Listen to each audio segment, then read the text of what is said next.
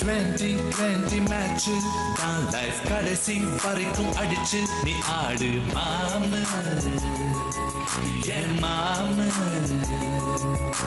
வாழ்க்கை சொன்ன பேச்சு நீ கேட்டு எல்லாம் உனக்கு ஆகும் போதும்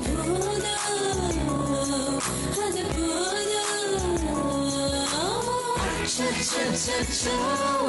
ஏதேதோ ஆயாச்சோ அட 5 நிமிஷத்தில் இருந்த இன்பமும் பறந்து போயாச்சோ நெஞ்சத்தை கிள்ளாதே அது பாவம் கொள்ளாதே நெஞ்சத்தை கிள்ளாதே அது பாவம் கொள்ளாதே வாழ்வை ஒன்றாய் வாழ்வோம் வா நெஞ்சத்தை கிள்ளாதே அது பாவம் கொள்ளாதே நெஞ்சத்தை கிள்ளாதே அது பாவம் கொள்ளாதே வாழ்வை ஒன்றாய் வாழ்வோம் வா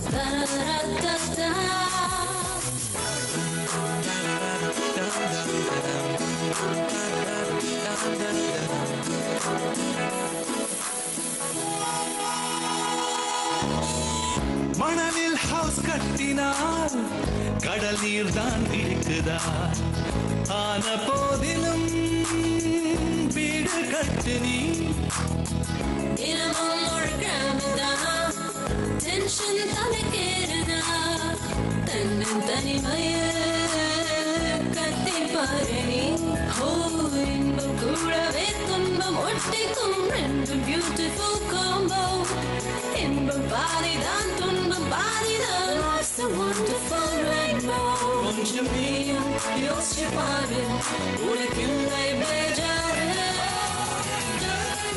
கிள்ளாதே அது பாவம் கொள்ளாதே நெஞ்சத்தை கிள்ளாதே அது பாவம் கொள்ளாதே வாழ்வை ஒன்றாய் வாழ்வோம் வா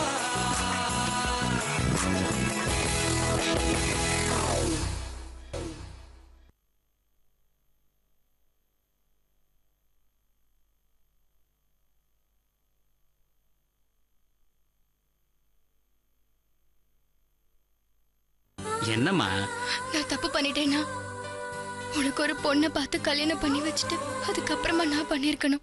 அதையெல்லாம் இந்த பேங்க்ல வச்சு என்னால அனுமதிக்க முடியாது. அதான் அன்னைக்கு நீங்க சொன்னீங்களே உங்களுக்கு சிஎல் அது இதுனால லீவ் இருக்குன்னு. அப்படி ஒரு லீவ போட்டு நீங்க பேங்க்குக்கு வெளில அதெல்லாம் வச்சுக்கோங்க.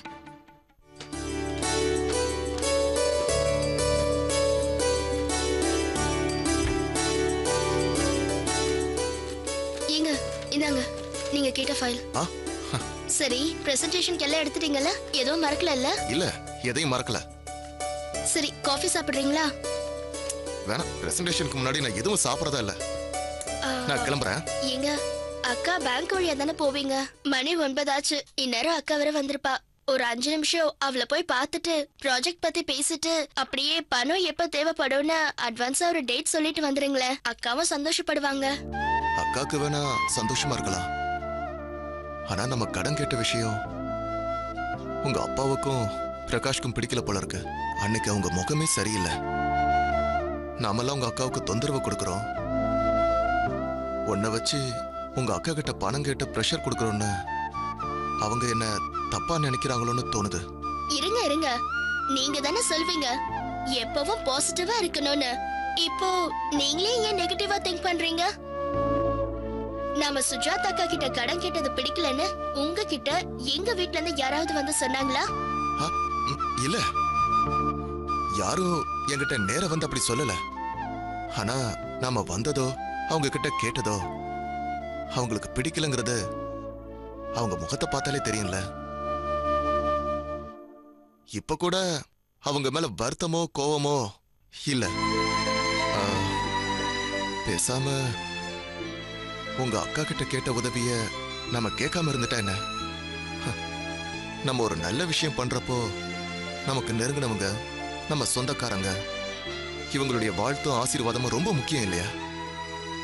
அவங்க மன வருத்தத்தோட இல்ல அவங்களுக்கு பிடிக்காத ஒரு விஷயத்த நம்ம செய்யணுமா என்ன?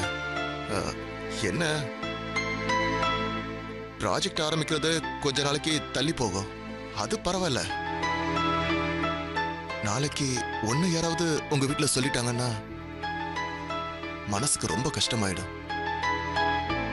அதான் யோசிக்கிறேன். இங்க பாருங்க, என் வீட்டு மனுஷங்களை பத்தி உங்களுக்கு அதிகமா தெரியாது. இப்போ அக்கா கிட்ட கேக்குறது கூட உதவி இல்ல, கடன் தான். நம்ம ப்ராஜெக்ட்ல பணம் வந்ததோ முத வேலைய அக்கா கடனை அடைக்கிறோம். இது வரைக்கும் 2-3 தடவை வாங்கியிருக்கோம், திருப்பியும் கொடுத்திருக்கோம்ல.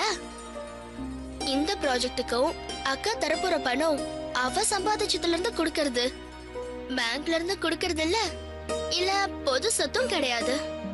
அப்படி இருக்கும்போது எங்க அக்கா கிட்ட பணம் வாங்குறதுக்கு எஸ் சொல்லவோ நோ சொல்லவோ யாருக்கும் உரிமை கிடையாது. அதனால மத்தவங்கள பத்தி கவலைப்படாதீங்க. அக்கா ரொம்ப சந்தோஷமா தான் நமக்கு இந்த பணத்தை கொடுக்கறா. ப்ராஜெக்ட் ஆரம்பிச்சு லாபம் வந்ததுமே கொஞ்சம் கொஞ்சமா கொடுத்துடலாம். லாபம் இல்லைங்க, நஷ்டமே ஆனாலும் சரி, நாம திரும்ப வேலைக்கு போயாவது அந்த கடனை அடைச்சிடலாம்.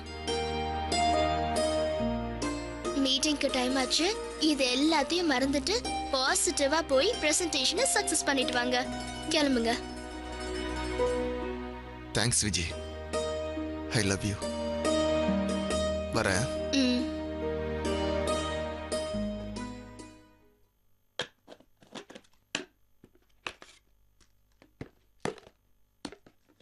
மா, என்னடா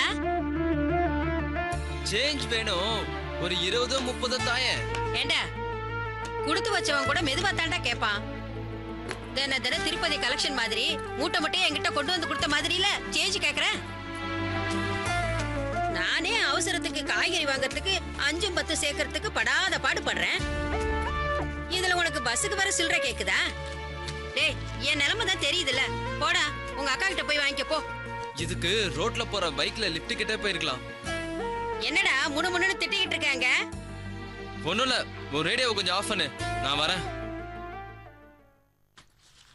டேய், இங்க வாடா. உனக்கு பணம் வேணும்னு நேரடி என்கிட்ட கேட்க வேண்டியதானே? இந்தா. அதெல்லாம் வேணாக்கா. பரவாயில்ல, வாங்கிக்கோடா. மீனாட்சி, தேங்க்ஸ்க்கா, நான் வரேன். நான் புதுசா ஆரம்பிக்கிற பிசினஸ் சம்பந்தமா தண்டாயர்பேட்டையில ஒரு சேட்டை பார்க்க போறேன். டிஃபன் ரெடி பண்ணிட்டியா? சுஜாதா கிளம்பிட்டாளா? அப்பா,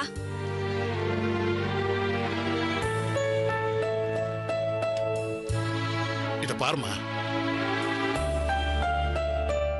இந்த ஒரு தடவை நான் சொல்ற விஷயத்தை கன்சிடர் பண்ணு. பிரகாஷுக்கு பார்த்து பண்றேன், விஜய்க்கு பண்றேன், ஏன் நம்ம வீட்டு வேலைக்காரிக்கு கூட அவ பையனை நல்ல ஸ்கூல்ல சேர்க்க உன்கிட்ட லோன் கேட்டப்ப எதுக்கு கடன் வாங்குறன்னு கேட்காம நீ ஏன் லோன் கொடுத்த, நீயே சேர்த்து விட்ட. நம்ம வீட்டுல பேப்பர் போடுற பையன் கூட டிகிரி படிக்க எஜுகேஷன் லோன் வாங்கி கொடுத்த. ரோட்ல போறவங்களுக்கெல்லாம் யோசிக்காம செய்யற, எனக்கு மட்டும் செய்யறதுக்கு ஏமா இப்படி யோசிக்கிற? நீ புரிஞ்சு பண்றியான்னு எனக்கு தெரியாது, ஆனா என்ன அலட்சியப்படுத்துறது எனக்கு அவமானமா இருக்குமா, மனசுக்கு ரொம்ப கஷ்டமா இருக்குமா. எப்படியாவது இந்த முறை பிசினஸ் ஆரம்பிச்சு சக்சஸ்ஃபுல்லா வரணும்னு நான் நினைக்கிறேன்மா. கொஞ்சம் என்ன நம்பி பணம் கொடு. ஒரே வருஷத்துல உனக்கு தினம் 1000 ரூபாய் நான் தரேம்மா. என்ன நம்பு, என்ன நம்பு. எவ்வளவு சொல்லி என்ன நம்ப மாட்டல்ல? எல்லாம் என் தலைவிதிமா. பெத்த பொண்ணு என்ன நம்பல, என்ன ஊர்ல எவன் நம்புவான்? ஆனா ஒண்ணுமா, என்ன எவ்வளவு டீக்ரேட் பண்ணாலும் நான் உடைஞ்சிட மாட்டேன். இந்த பிசினஸ் ஆரம்பிக்க எதை வேணாலும் தாங்குவேன். போதுமா? யாருக்கு வேணும் உன் பணம்? ஏதோ டிப்ஸ் கொடுக்குற மாதிரி கொடுக்குற, இது கூட இல்லாம என்னால ஜெயிச்சு காட்ட முடியும். ஜெயிச்சு காட்டுவேன், ஜெயிச்சு காட்டுறேன்.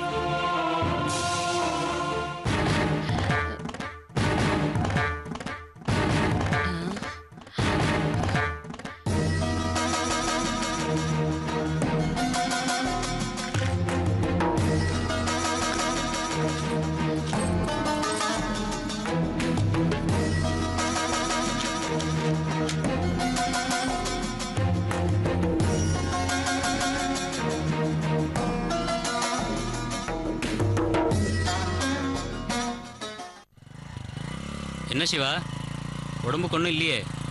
அபி நைட்டு பெரியட் விட்டாங்களா? அதெல்லாம் ஒன்றும் இல்லைடா, ஏற்கனவே லேட் ஆயிடுச்சு. பேங்க்கு சீக்கிரம் போனோம், இல்லைன்னா கடுவு மூணை கத்தும். அதான்டா முரளி, அந்த கடவுமுனை வர்ற ஆட்டோ பஞ்சர் ஆகணும், பிரேக் டவுன் ஆகணும்னு ஆண்டவனை வேண்டிட்டு இருக்கேன், வேற ஒன்றும் இல்லை. தேவையில்லாததெல்லாம் யோசிச்சுட்டு இருக்கேன். நான் எவ்வளோ ஸ்மார்ட்டாக ட்ரெஸ் பண்ணியிருக்கேன், அதை பற்றி ஒரு விஷயம் சொன்னியா நீனு? டேய், நான் கேட்கணும்னு நினைச்சேன். நீ துணியெல்லாம் துவைக்கலையா? நேத்து போட்டு அதே சட்டையை போட்டிருக்க. அட பாவி, நேத்து போட்ட ஷர்ட்டுடைய டெக்ஸ்டர் என்ன, இன்னைக்கு போட்ட ஷர்ட்டுடைய டெக்ஸ்டர் என்ன? ஷாப்பிங் மால் ஃபுல்லா தேடி அலைஞ்சி 4 வகையான டிசைன்ல இதே கலர் ஷர்ட்டை வாங்கியிருக்கேன். இன்னைக்கு போட்டிருக்கேன் பார்த்தியா, இதுதான் லேட்டஸ்ட். நேத்து தான் ஷிப்பிங் கிளியர் ஆகி வந்திருக்கு. காவுக்கு தெரியுமா காப்புவை பத்தி? நண்பா, கழுதைக்கு தெரியுமா கற்பூர வாசனைன்னு தெளிவாவே சொல்லேன்டா. நான் சீரியஸா எடுத்துக்க மாட்டேன். ஏன்பா, ஒரு விஷயம் புதுசா பிடிச்சிருந்தாலோ அல்லது ஒரு பொருளை புதுசா வாங்கியிருந்தாலோ 24 மணி நேரமும் அதை பத்தி தான் நினைக்க தோணும். இப்போ உன் வாழ்க்கையில காதல் அலை வீச ஆரம்பிச்சிருக்கு. அது கரை கடக்கிற வரைக்கும் இப்படிதான் இருக்கும். காதல்ங்கிறது கஞ்சா மாதிரி கலர் கலரா தெரியும், பாட்டு பாட தோணும், கவிதை எழுத தோணும். ஏன் நான் ரொம்ப ஸ்மார்ட்டா இருக்கேன்னு நீயே சொல்ற பாத்தியா? அதான்டா காதல். Mister Siva, for your kind information, நீங்கள் ரொம்ப ஸ்மார்ட்டாக இருக்கீங்க. நீங்கள் போட்டிருக்கிற ஷர்ட்டு சூப்பராக இருக்குன்னு சொன்னது காவ்யா. உங்களுடைய ட்ரெஸ்ஸிங் சென்ஸ் நான் ரொம்ப விரும்புகிறேன்னு எவ்வளோ க்ளோஸாக வந்து சொன்னா தெரியுமா?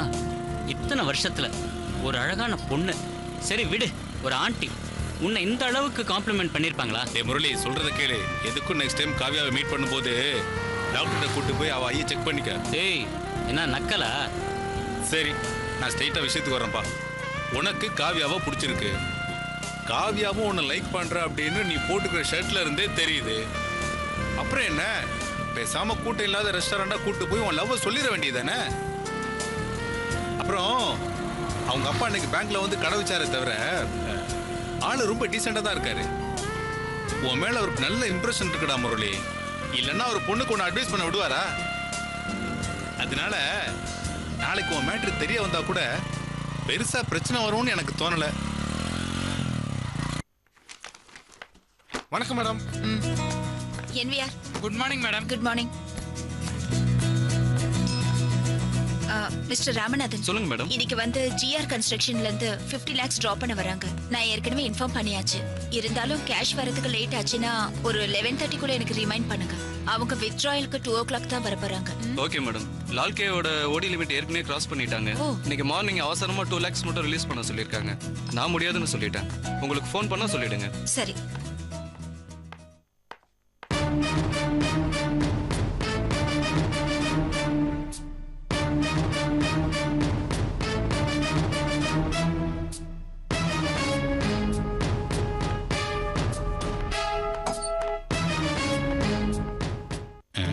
எதுக்கு முரளியை பார்த்துட்டு என்ன முறைக்கிறாங்க?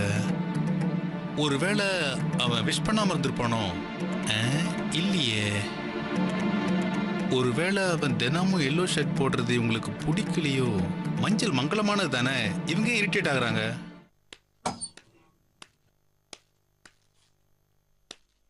Good morning. மார்னிங் சேகர். என்ன பேங்க் பக்கம் ஆபீஷியலா பர்சனலா? பர்சனல் தாங்க. அன்னைக்கு உங்ககிட்ட கேட்டு இந்த பணம் நாளைக்கு தேவைப்படுது. போன்லயே உங்களுக்கு ரிமைண்ட் பண்ணலாம்னு நினைச்சேன். விஜி தான் ஜஸ்ட் 5 minutes நேர்ல போய் பார்த்து பேசிட்டு வந்துருங்கன்னு சொன்னா.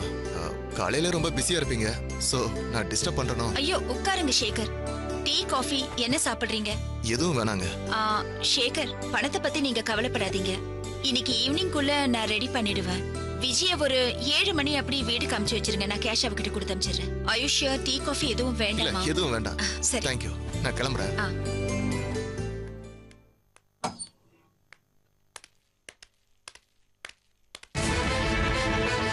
எங்க இருந்து இவ்வளவு தூரம்? வீட்டுல வந்து பணம் கேட்டீங்க, இங்க பேங்கே வந்துட்டீங்க. அவளை பேங்க்லயாவது கொஞ்சம் வேலை பார்க்க விடுங்க. இல்ல மாமா, ஜஸ்ட் 2 minutes ரிமைண்ட் பண்ணிட்டு போலாம் தான் வந்தேன். அதுவும் விஜி சொல்லி தான் வந்தேன். அதான் போச்சே. அப்புறம் என்னாச்சு? தரேன்னு சொல்லிட்டாங்க. 7 மணிக்கு விஜய் வர சொல்லிருக்காங்க. விஜி கையில கொடுத்து வரேன்னாங்க. எவ்வளவு தரேன்னு சொன்ன? 50,000 கேட்டிருக்கேன். அதான் தரேன்னு சொல்லிருக்காங்க. நானும் ஆரம்பத்துல இருந்து பாத்துட்டு இருக்கேன். பணம் பணம்னு கேட்டு பொண்ணை ட்ரபிள் பண்ணிக்கிட்டே இருக்கீங்க. அதுவும் விஜய் வச்சு சாதிச்சுக்கிட்டு இருக்கீங்க. எவ்வளவு நாள் தான் இப்படியே பண்ணிக்கிட்டு இருக்க போறீங்க? அவ்வளவு பிசினஸ்க்கு எவ்வளவுதான் பணம் கொடுப்பா? உங்களுக்கு பிசினஸ் பண்ணணும்னா வெளியே போய் ட்ரை பண்ண வேண்டியதானே? அதை விட்டுட்டு. மாமா, இது பேங்க். எதா இருந்தாலும் வீட்டுல பேசிக்கலாம். நீங்க பேசுறது எல்லாரும் வேடிக்கை பார்த்துட்டு இருக்காங்க. யோ, பாக்கட்டும் பாக்கட்டும். அதுக்காக நீ பண்றதெல்லாம் பார்த்துட்டு சும்மா இருக்க முடியுமாயா? நீ சாஃப்டா பேசி என் பொண்ணை ஏமாத்த பாக்குற. பாருங்க மாமா. சேகர், நீங்க கிளம்புங்க. இல்லங்க, எனக்கு எல்லாமே தெரியும். நீங்க கிளம்புங்க.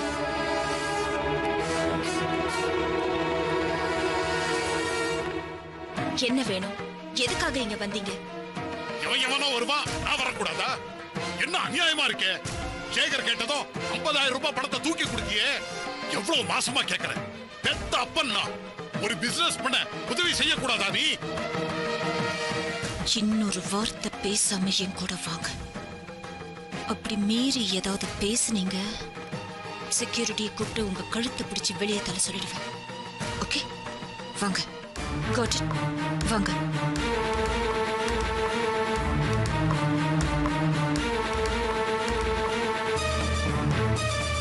வாங்க, இப்படி பேசாம வீட்டுக்கு போங்க. எதுவா இருந்தாலும் சாயங்காலம் வீட்டுக்கு வந்து நான் பேசிக்கிறேன். செக்யூரிட்டி, இதோ வரேன் மேடம். வணக்கம் மேடம். கேஷ் சென்டர்ல இருந்து கேஷ் வர போகுது. நீங்க பாட்டுக்கு டீ கீ சாப்பிட போயிடாதீங்க. சரிங்க.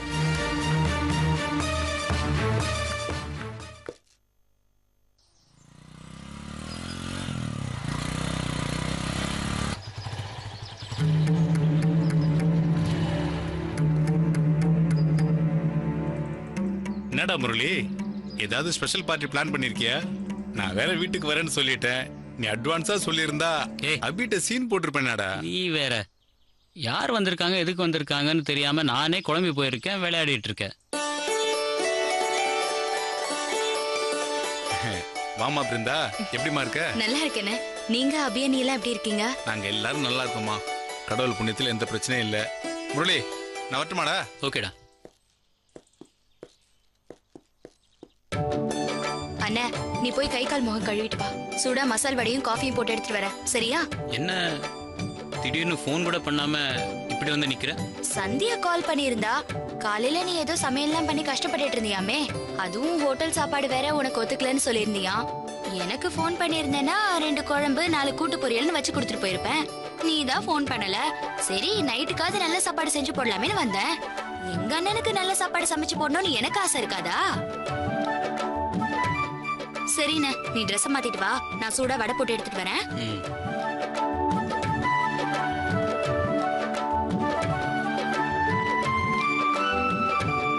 இந்தானே. நீ சாப்பிட்டியாமா?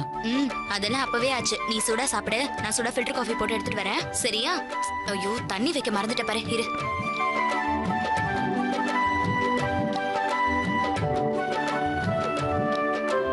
இந்தானே.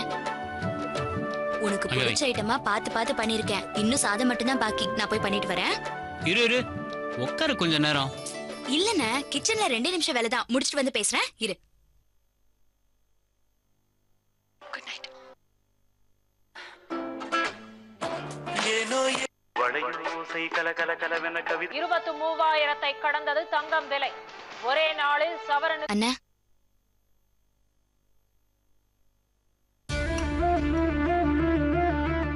அண்ணா, நான் சொல்றதை கேட்டு பொறுப்பை தட்டி கழிக்கிறதா நினைக்காத.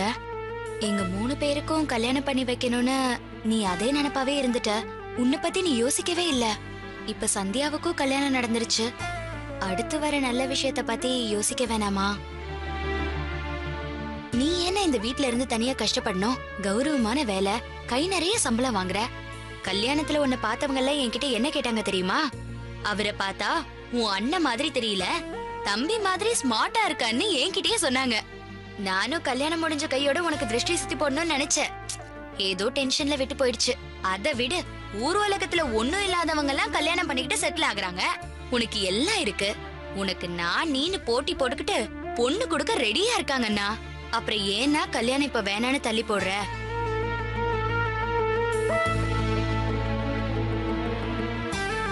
எங்களுக்கும் ஆசை இருக்காதா உனக்கு நல்ல சந்தோஷமா கல்யாணத்தை பண்ணி பார்க்கணும்னு?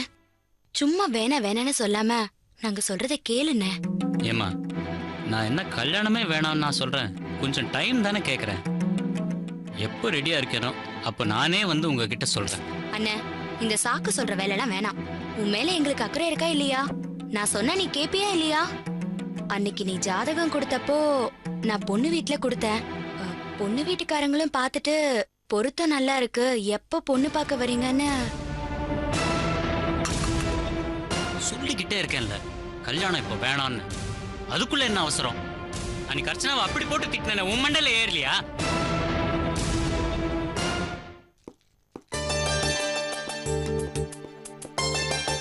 வெளியில பெருசா சத்தம் கேட்டுச்சு, சீரியல் பார்க்க ஆரம்பிச்சேன்னு நினைச்சேன். வாங்க மாப்பிள்ள. அம்மா எனக்கு ரொம்ப பசிக்குதுமா.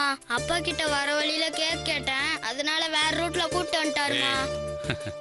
பிருந்தா, நம்ம அப்புறம் பேசலாம். மாப்பிள்ள, நைட் இங்கே இருக்கீங்க, இங்கே தான் சாப்பிட்டு வீட்டுக்கு போறீங்க, ஓகேவா? நான் போய் அவன் ஏதோ கேக் கேட்டா, நான் வாங்கிட்டு வந்துடுறேன். டேய், அது வரைக்கும் இந்த வடை சாப்பிட்றா, நான் போயிட்டு வந்துடுறேன். ஏன் கல்யாண பேச்சு எடுத்தாலே இவ்ளோ சத்தம் போடுறாரு? ஏதாவது பிரச்சனை இருக்குமோ? ச்சே, இருக்காது. 2 நாள் விட்டு பாப்போம். அதுக்குள்ள யாரை வச்சு பேசலாம், எப்படி பேசலாம், அண்ணனை எப்படி வழிக்கு கொண்டு வரதுன்னு யோசிப்போம்.